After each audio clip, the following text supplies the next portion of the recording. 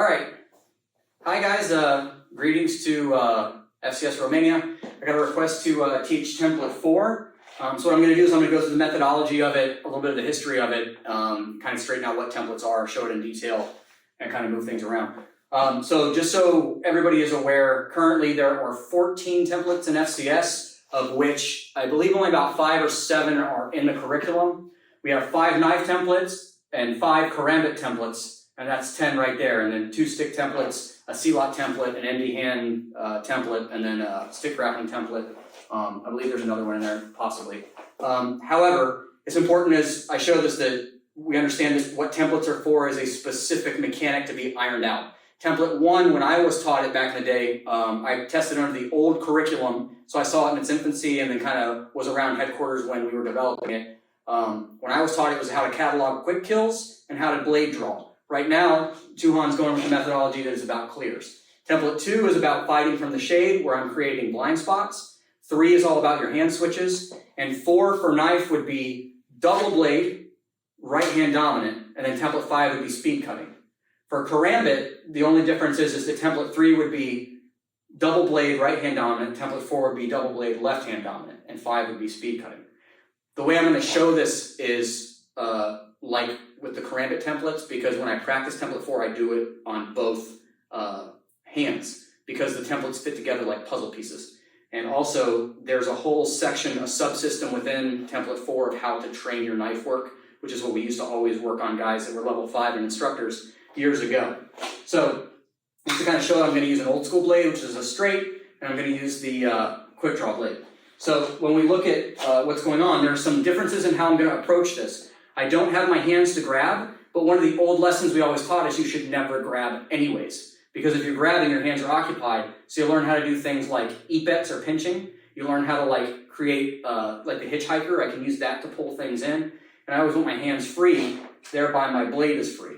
So with template number 1, when I'm here on 1, when I come into this position here, I'm going to use an epet and clamp this so it can't run away from me. So at no time does he have an option to get away.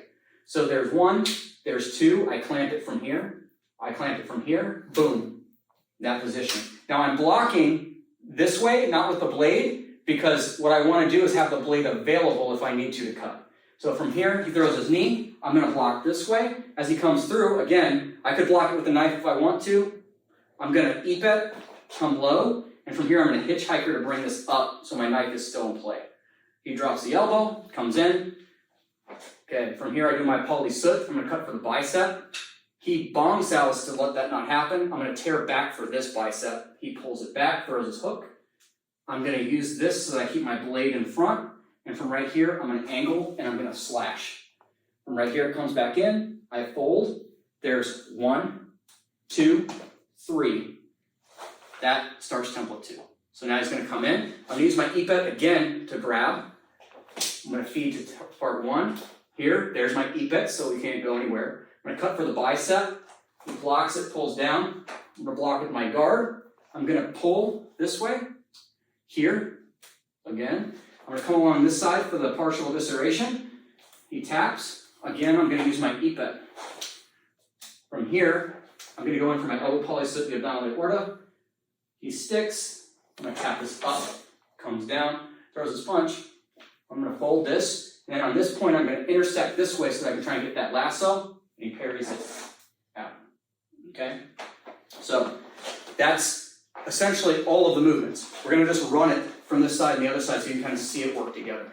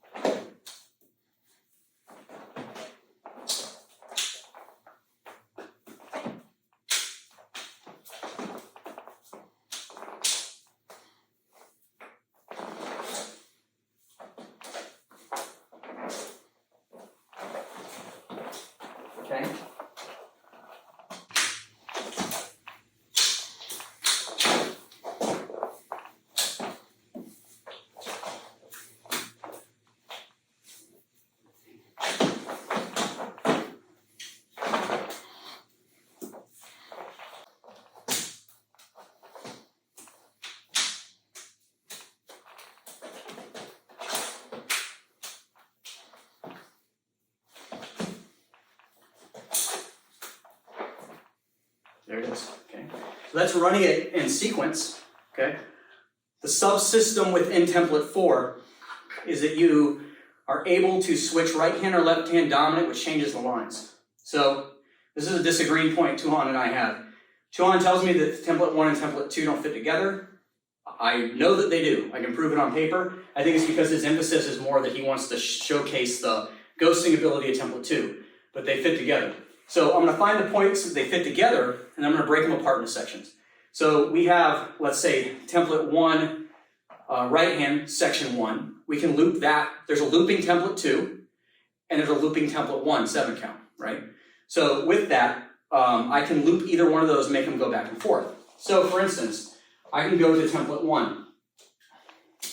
When I get to a position like this here on 7, now I'm going to loop template 2, 7. That punch is no different if I wanted to go template 1, if that hand is straight here, I would just go in this way. If I want to go template 2, I would feed the knife first on the left hand, right? This one.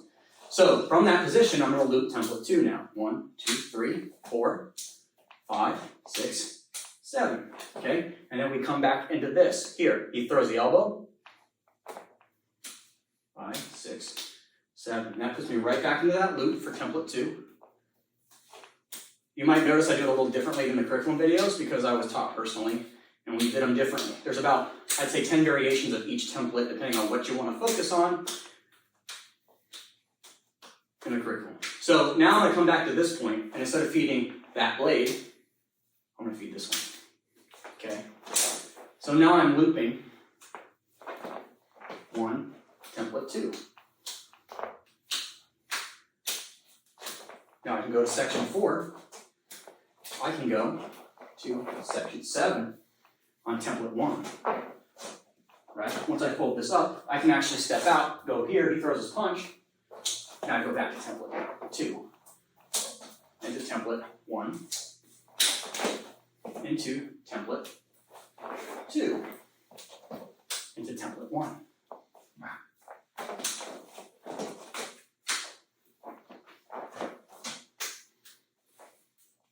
Here it is, I can fold it.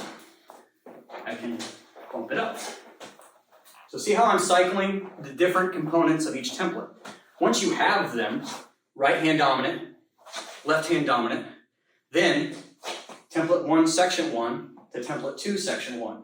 Template 1, section 1 to template 2, section 2. And you can mix match each one of those components until when you free flow, they come out naturally no matter what, because it's not about a particular way, it's about a particular concept. So they will flow together. And then once you're level 5, or used to be, or how I have my level 5s, they should be able to go from a simple, I'll use the blade this way to represent it how we used to do it in the old days with all the knife tapping, right? Here's the progression. Knife tapping with the switches, level 2, good, with the switches, seam cut, level 3, parlor tricks, switches, into the template, into knife tapping. Into template 2.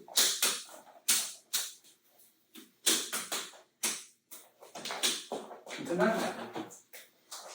Into hoobud. All the strips. The switches. The gun tanks. Template 1. To template 2, left hand. Tapping the knife tapping.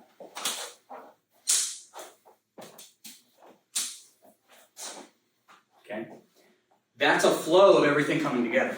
That's kind of what we're going for. So by the time you do template 4, you should have left hand dominance, right hand dominance based on position, and they should be neutral to you. It shouldn't matter. It doesn't matter what you want to do. You can go double blade, you can go single blade, right? You can go left. But there should no longer be, once a person's at, in the old days at level 5, we expected everything happened off of flow. There was no more memorization of form. There was, okay, Jason does a technique, we'll say an arm break. Okay, good. So that was really easy. So now a way to loop them together, I'm going to do empty hand template 2 concepts in flow to facilitate that arm break he just did. So we're just pick a base like Blue Bud. There it is, template 2. You block, I drop, I came in, there's the arm break off a template 2 base. I can do the same move off a template 1 base. 1, 2, 3, knee.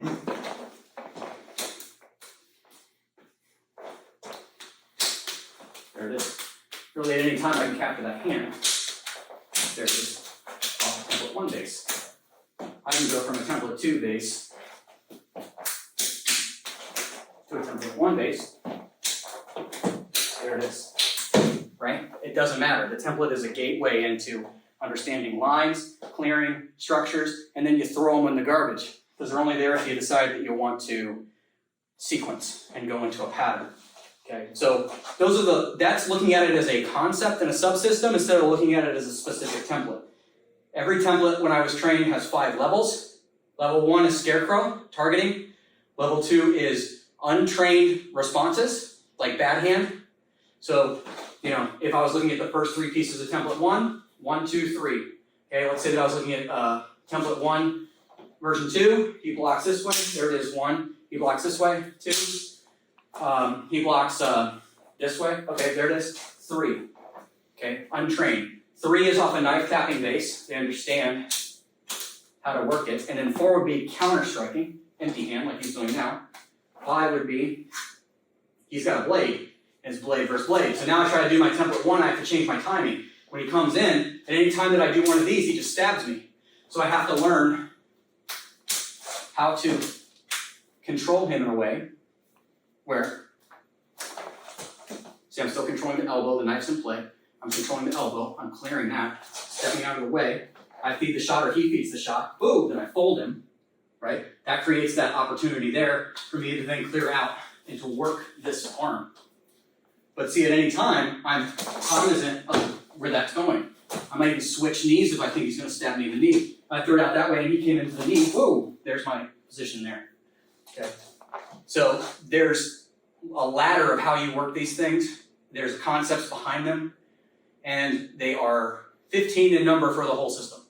So don't look at them like a progression, we all look at them like a subsystem. And guess what? Whatever your discovery is amidst your training, you are correct. Hopefully, if you are if you are playing with your templates and you're asking good enough questions, by the end of today, we have 16 templates in FCS instead of 15 templates. Back in the day, first generation guys, everybody had their own personal template. There's nothing wrong with that. It's nothing at all. Tuhon asked Mono and Jason the other day, do you have your own Cinco's Terros yet?